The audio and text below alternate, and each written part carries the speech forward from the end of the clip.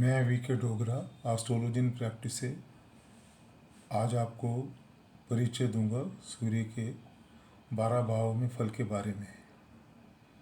अगर सूर्य कुंडली के पहले भाव में स्थित है तो जातक का बहुत ही अच्छा स्वास्थ्य होगा। वो हमेशा आशावादी रहेगा, जीवन में पूरी सफलता मिलेगी। उसका वैवाहिक जीवन भी अच्छा रहेगा, हर काम में सफलता मिलेगी और ज़िंदगी में वो काफ़ी तरक्की करेगा। वो हमेशा वो उत्साह से भरा हुआ रहेगा, आत्मविश्वास पूरा रहेगा उसमें, और उसकी धन की स्थिति भी काफ़ी अच्छी रहेगी। उसको स्त्री सुख पूर्ण प्राप्त होगा। मेहमान नवाजी में भी वो बहुत रॉयल किस्म का होगा। व्यापार धंधे आदि में सब में उसको काफ़ी अच्छा लाभ मिलने वाला है।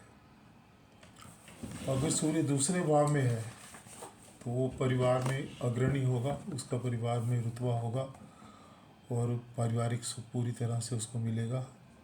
धन धान्य की कोई कमी नहीं होगी। हर प्रकार के व्यापार से उसको और कृषि से भी धन अर्जित होगा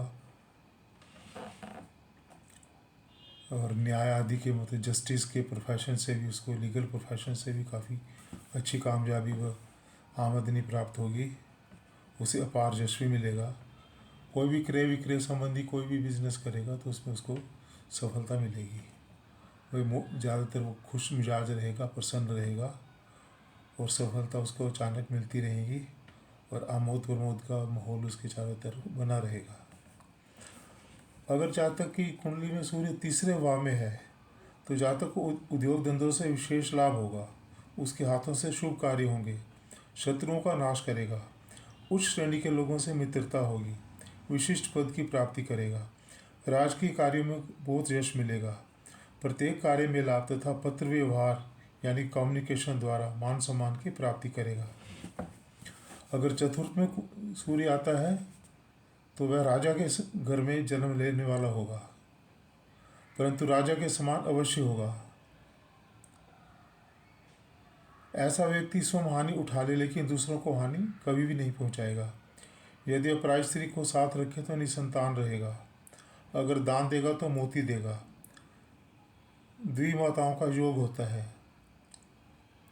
अर्थात जन्म देने वाली कोई और पालने वाली कोई और हो सकती है। जातक अच्छे चाल चलन वाला होगा।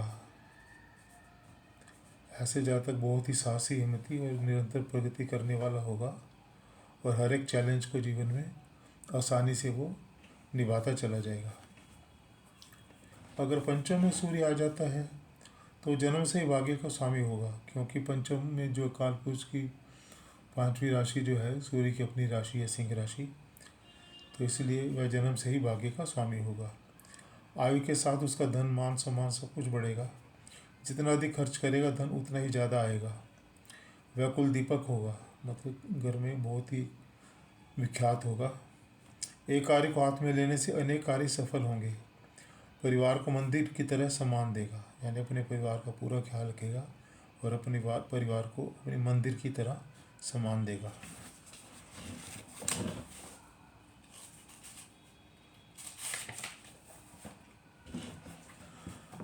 अगर छठे भाव में सूर्य आता है तो इस भाव में इसके फल ज़्यादातर अच्छे होते हैं, लेकिन उसको काफ़ी चैलेंजेस का सामना करेगा, लेकिन वो सफलतापूर्वक करेगा और उसके सारे दुखों की समाप्ति होगी।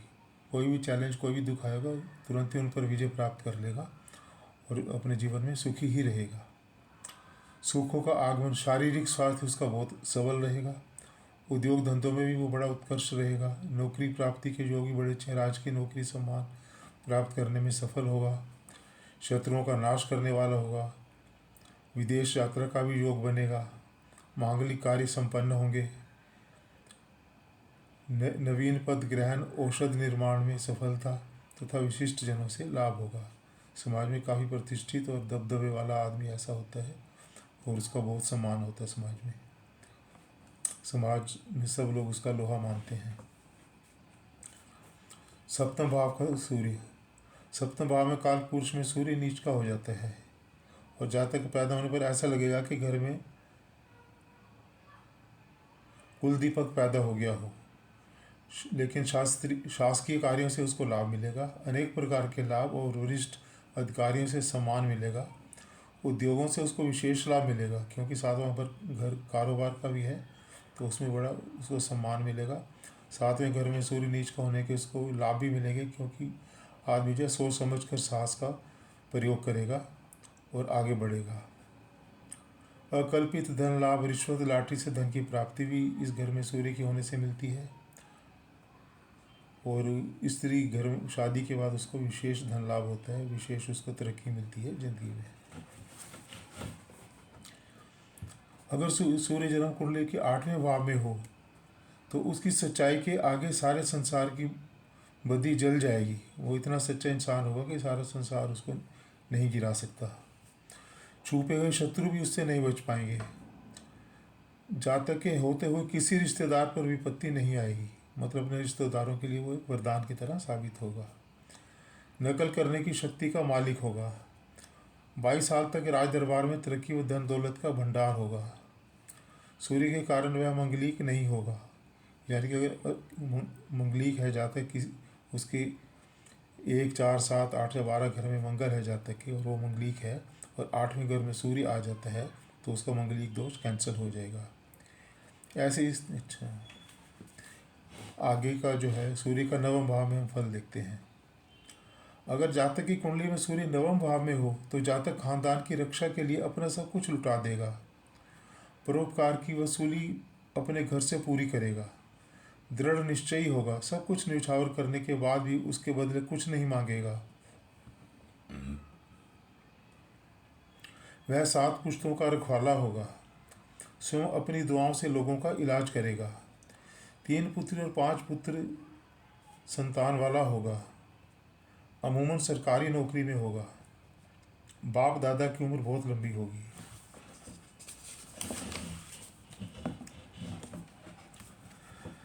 दशम घर में सूर्य दिशाबली हो जाता है और बहुत ही इसके अच्छे फल प्राप्त होते हैं। जातक मान सम्मान, स्वास्थ्य और धन का मालिक होगा। बड़े कार्यों का उत्तरदायित्व संभालेगा। सफलता उसके कदम चूमेगी। उद्योग धंधों में शुभ स्थिति होगी। क्रय विक्रय अधिक होगा। घर के साजो सामान पर धन का अपव्यय होगा, फिजूल खर्ची भी होगी घर के साजो सामान पर। तरक्की का योग होगा। परीक्षा एवं प्रतियोगिता के परिणाम मनोकूल होंगे। राज कार्य में विशेष लाभ की आशा होगी। उसे अपने ही बलबूते पर कार्य सिद्धि मिलेगी।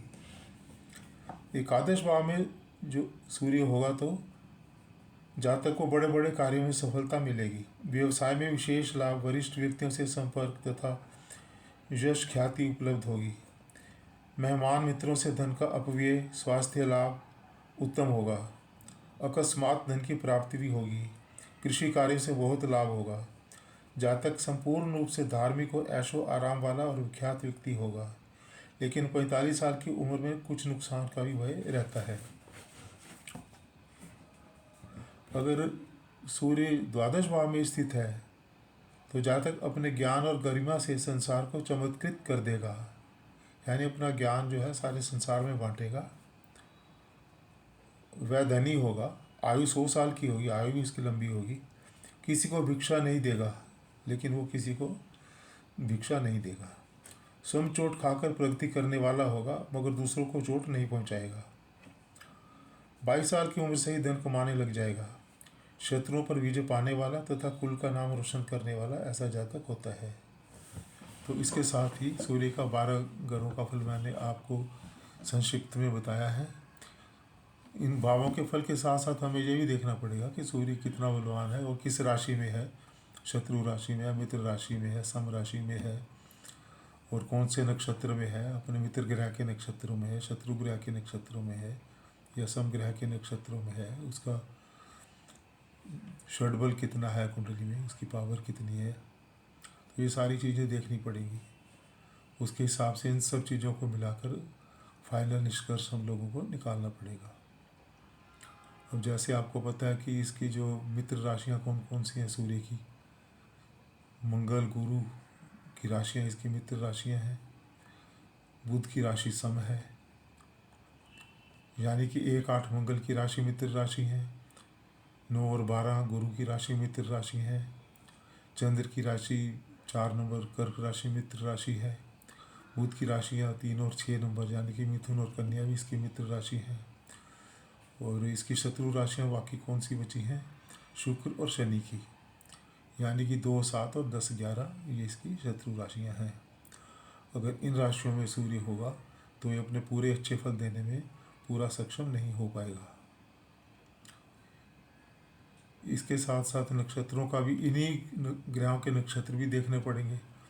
अब जैसे मंगल के नक्षत्र है मृगशिरा, चित्रा, धनिष्ठा, इन राशियों में सूरज होगा तो अच्छे ही फल देगा ज़्यादातर।